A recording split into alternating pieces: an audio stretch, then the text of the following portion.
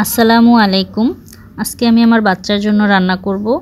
ও মূলত সবজি খেতে পছন্দ করে না, পছন্দ বলতে টোটালি খেতে চায় না। তো দেখা যায় আমাকে এক এক সময় সবজিটা ভিন্ন ভিন্নভাবে কোনো না কোনো একটা আইডিয়া নিয়ে বানিয়ে দিতে হয় যেন ও সবজিটা খায়। তো দেখা যায় যে এই যে বাচ্চাদের খাওয়া নিয়ে বিশেষ করে সবজি, এইটা কিন্তু শুধু যে আমারই সমস্যা তা না, এটা সব মাদেরই চিন্তা। সব মারাই এটা নিয়ে চিন্তা করেন যে তার বাচ্চাকে কিভাবে সবজিটা খাওয়ানো যায়। তো আমরা যে ছোটোবেলায় সবজি খেতাম তা কিন্তু নয়, আমরাও অপছন্দ করতাম। তো এখন দেখা যায় যে আমাদের বাচ্চারাও এরকম, কিন্তু তাই বলে তো আর আমাদের বসে থাকা যাবে না। কোনো না কোনো পন্থা অবলম্বন করে সবজিকে ওদের সামনে এনে দিতে হয়, এমনভাবে কোনো একটা আইটেম তৈরি করে যেন ওরা সবজিটা খায়।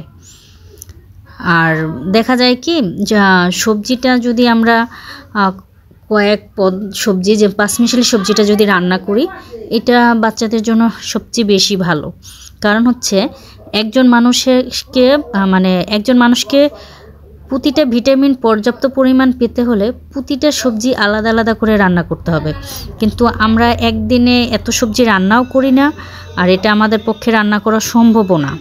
তো আমরা যদি কয়েক পদের সবজি একসাথে রান্না করি, ও সবজিতে সব ধরনের যে ভিটামিন তা একসঙ্গে পাওয়া যায়। তাই সব সবজি একসঙ্গে রান্না করলে শরীরে আয়রন ও ক্যালসিয়ামের ঘাটতি পূরণের পাশাপাশি অন্যান্য পুষ্টি উপাদানের চাহিদা পূরণ হবে। আর পাঁচমিশালি সবজি শিশুর জন্য সবচেয়ে বেশি জরুরি, কারণ তারা সবজি কম খেতে চায়। তাই শিশুদের কয়েক ধরনের সবজি দিয়ে পাঁচমিশালি সবজি রান্না করে খাওয়াতে হবে। এতে দেখা যায় কি, ধরেন আপনার অল্প সবজি খেলেও সব ধরনের পুষ্টি উপাদান কিন্তু ওরা পায়। আমার চ্যানেলে বড়দের রান্নার পাশাপাশি এরকম বাচ্চাদের খাবারের আইডিয়া পাবেন। ভালো লাগলে লাইক, কমেন্ট এবং সাবস্ক্রাইব করতে ভুলবেন না।